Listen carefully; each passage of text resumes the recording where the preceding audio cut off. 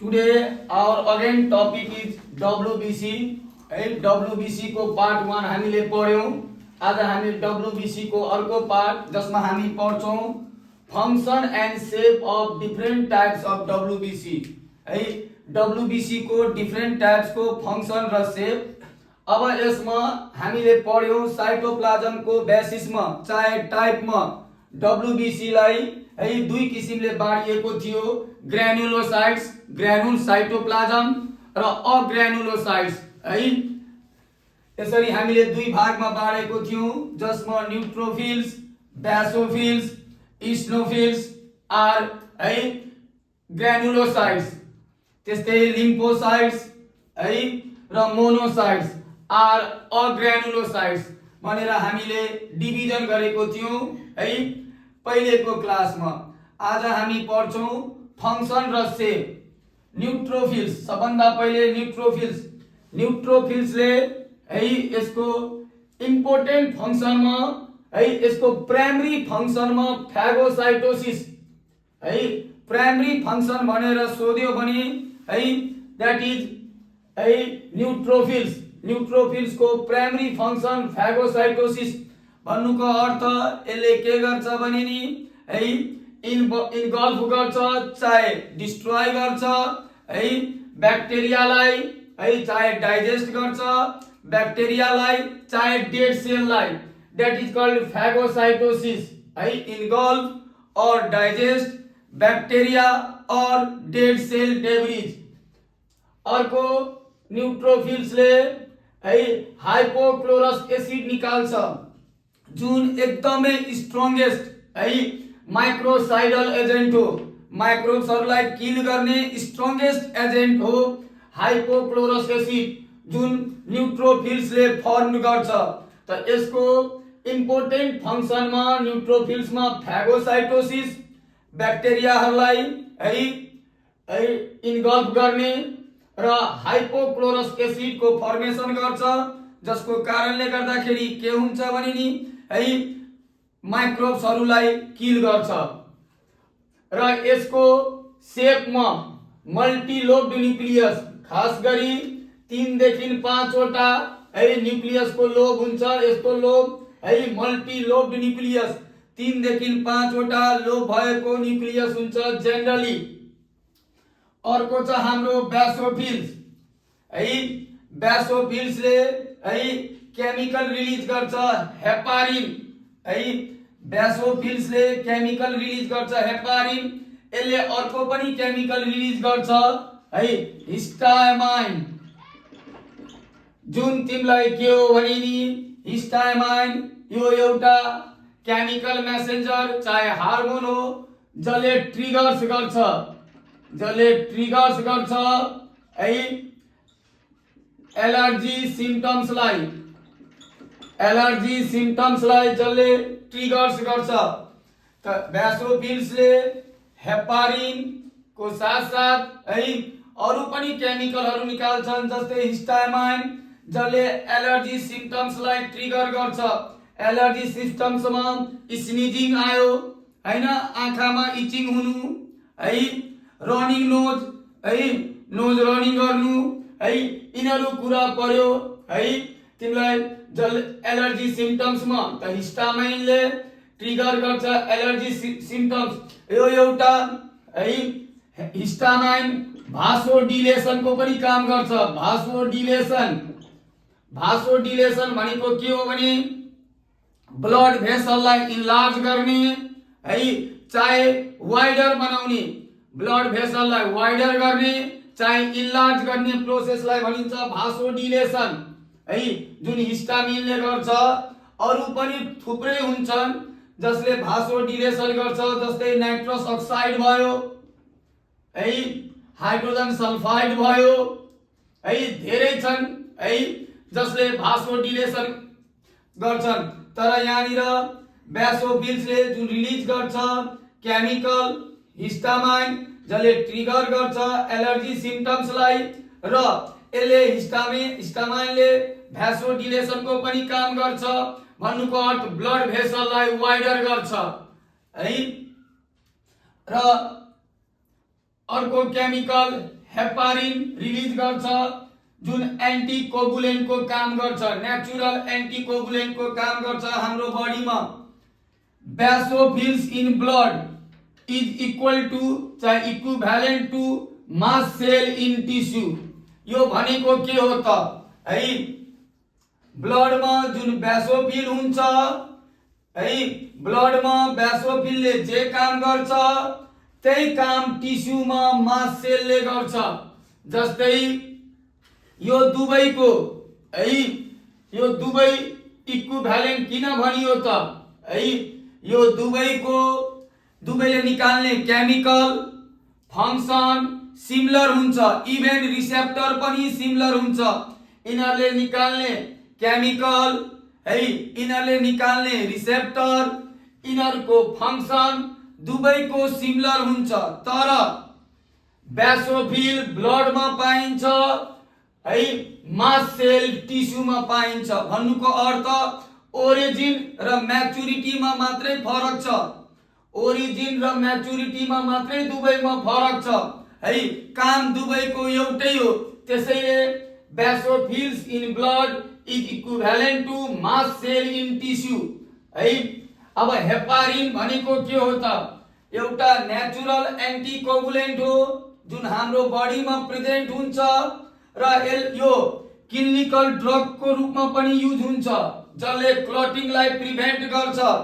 जस्तै डायलाइसिस को केसमा होस् है, हार्ट लङ मेसिनहरु युज गर्ने बेलामा होस् है, यो टाइमहरुमा है धेरै इम्पोर्टेन्ट हुन्छ ब्लड फ्लोलाई मेन्टेन गर्नको लागि है, र यसले है ब्लडलाई स्टप पनि गर्छ क्लोटिङबाट। हामी जस्तै हार्ट लङ मेसिनमा हामी इक्विपमेन्टहरुको युज गर्छौं, तो इक्विपमेन्टमा ब्लड क्लट हुन सक्छ है, त्यसबाट पनि यसले प्रिभेन्ट गर्छ। This stop blood from clotting in the equipments. र बेसोफिल्स को शेप है एस शेप को चाहे है 2 देखि 3 वटा लोब्स को न्यूक्लियस हुन्छ है, एस शेप को हुन्छ चाहे 2 देखि 3 वटा न्यूक्लियस को लोब हुन्छ।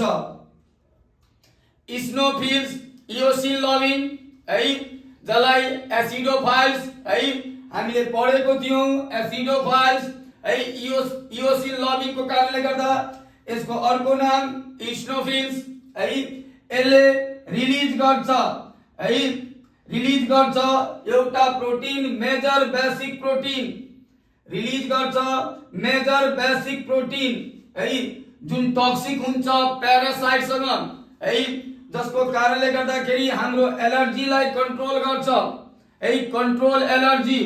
यसको मतलब है बेसोफिल न्यूट्रोफिल्समा सबैभन्दा इम्पोर्टेन्ट फागोसाइटोसिस, बेसोफिल्समा केमिकल हेपारिन र इस्नोफिल्समा है कन्ट्रोल एलर्जी, एलर्जीलाई कन्ट्रोल गर्छ है, किनभने यसले रिलिज गर्छ मेजर बेसिक प्रोटिन जुन टक्सिक हुन्छ प्यारासाइटसँग है, र यसले कन्ट्रोल गर्छ एलर्जीलाई।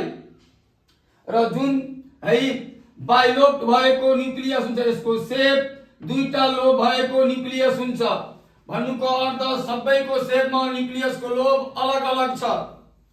लिम्फोसाइट्स, लिम्फोसाइट्समा हामीले पढ्यौं है यो 3 किसिमको हुन्छ है, B lymphocytes, T lymphocytes and NK cell, natural killer cell है।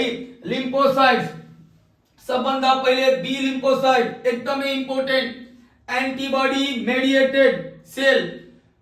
भन्नुको अर्थ ह्युमरल है प्रोडक्सन है, भन्नुको अर्थ एन्टिबडी को प्रोडक्सन गर्छ यसले।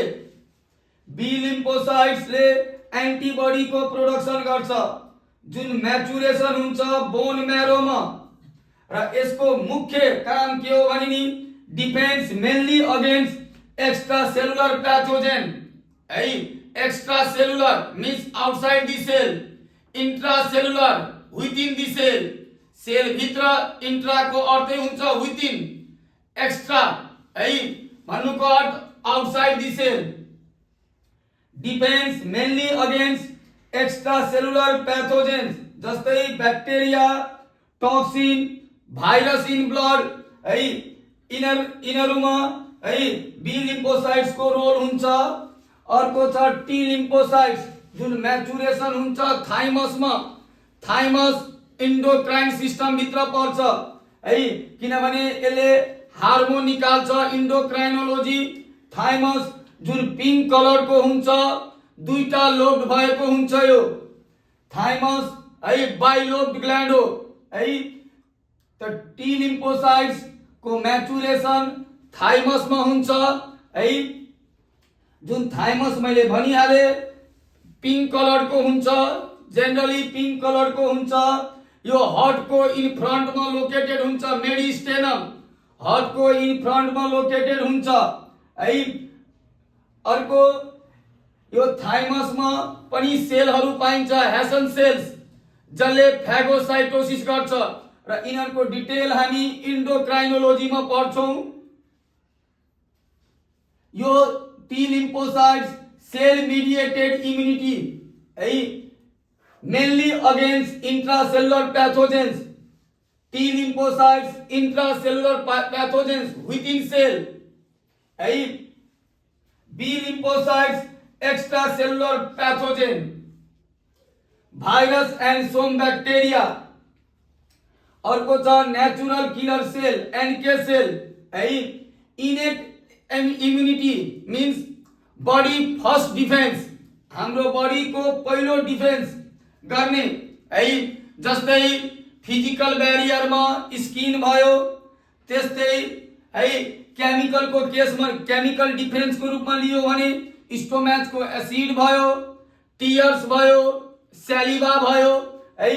त बॉडी फर्स्ट डिफेन्स इम्युनिटी है, body first defence immunity, इनेट immunity, जसले किल गर्छ एबनर्मल सेललाई, डाइरेक्टली किल गर्छ एबनर्मल सेललाई है। जुन भाइरस इन्फेक्टेड यसले टार्गेट कसलाई गर्छ त भाइरस इन्फेक्टेड चाहे ट्युमर है इन्फेक्टेड सेललाई यसले डाइरेक्टली किल गर्ने काम गर्छ है। जुन तिमीलाई है यसको सेप राउन्ड चाहे स्पेरिकल है, यसकोमा राउन्ड चाहे स्पेरिकल न्यूक्लियस हुन्छ। अर्को छ मोनोसाइट्स है, यसले फेगोसाइटोसिस मा हेल्प गर्छ र पैथोजेन र डेब्रिजहरुलाई डाइजेसन गराउँछ, डाइजेसन गर्छ। मीन्स फेगोसाइटोसिस मोनोसाइट्स को फेगोसाइटोसिस। अब यहाँनिर के छ भने नि मोनोसाइट्स को सेप किडनी सेप को हुन्छ। किडनी सेप को है न्यूक्लियस हुन्छ यसमा है। यसमा लिम्फोसाइट्स में राउन्ड चाहिँ spherical nucleus, whereas monocytes have kidney shaped nucleus। अब केही इम्पोर्टेन्ट कुराहरु है जुन इन्ट्रान्स पॉइंट अफ भ्यू ले हामीलाई डब्ल्युबीसी मा है सोध्ने गरिएको छ, चाहे सोध्ने गर्छ। सबैभन्दा सानो डब्ल्युबीसी स्मल लिम्फोसाइट्स, सबैभन्दा ठूलो डब्ल्युबीसी मोनोसाइट्स, सबैभन्दा बढी मात्रामा पाइने डब्ल्युबीसी न्यूट्रोफिल्स, सबैभन्दा कम मात्रामा पाइने डब्ल्युबीसी बेसोफिल्स। बेसोफिल्स भन्नाले मास सेल इन टिस्यु, मैले भनिहाले है सिमिलर फंक्सन भएको कारणले गर्दा खाली ओरिजिन मात्रै फरक छ है, एउटा ब्लडमा एउटा टिस्युमा पाइने भएको हुनाले basophil is equal to mast cell in tissue. Neutrophils first to reach infection site, पहिलो जुन इन्फेक्शन साइट मा पुग्छ तो डब्ल्युबीसी को types that is neutrophils. Eosinophils ले मेजर बेसिक प्रोटीन निकाल्छ जसले किल गर्छ पारासाइटलाई है। त eosinophils major basic proteins kills parasite. Monocytes precursor of macrophages. Precursor भनेको के हो? एउटा सब्स्टान्सबाट अर्को सब्स्टान्स बन्नु, स्पेशली है मेटाबोलिक रिएक्सनबाट। त मोनोसाइट जब माइक्रोफेज बन्छ है मेन फेगोसाइट्स हो। क्रोनिक इन्फेक्शन में क्रोनिक को अर्थ हुन्छ तिमीलाई है लङ लास्टिङ इन्फेक्शन, भन्नुको अर्थ मोर देन इयर्स को इन्फेक्सनलाई हामी क्रोनिक भित्र हाल्छौँ है। त मोनोसाइट जब माइक्रोफेजेस भइहाल्छ त क्रोनिक इन्फेक्सनमा यसले मेन फेगोसाइट्सको काम गर्छ। अर्को छ लिम्फोसाइट्स जसमा हामीले बी टी र एनके सेल 3 टाइप्सको पढेको छौँ। बी सेल्स एन्टिबडीको प्रोडक्सन गर्छ, T cell cell mediated immunity हो, अर्को NK cell natural killer cell innate immunity है। र पस कलर ग्रीन जुन हुन्छ यसको मुख्य कारण भनेको है ड्यू टु है ब्याक्टेरिया सिडोमोनास एरुजिनोसा। सिडोमोनास एरुजिनोसाले है एउटा पिगमेन्ट निकाल्छ, ब्लू ग्रीन पिगमेन्ट, त्यसलाई पायोसाइनिन भनिन्छ। र यो पिगमेन्टको कारणले गर्दाखेरि है पसको कलर ग्रीन हुन्छ। र अर्को न्यूट्रोफिल्स, त due to neutrophils and bacteria in bacterial infection that is Pseudomonas aeruginosa, यो दुईटाको कारणले गर्दाखेरि है पस कलर ग्रीन हुन्छ। र हामीले डब्ल्युबिसी र आरबिसी दुईटा पढ्यौं।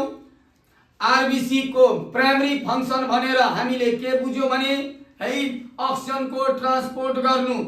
त्यस्तै डब्ल्युबिसी को प्राइमरी फंक्सन भनेको डिफेन्स अगेन्स्ट इन्फेक्सन है। त यो दुईटा जनरलमा प्राइमरी फंक्सन हो डब्ल्युबिसी र आरबिसी को है।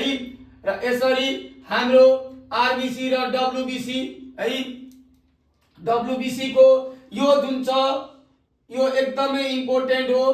कुन हो सानो डब्ल्युबिसी, कुन हो ठुलो डब्ल्युबिसी है। Thank you.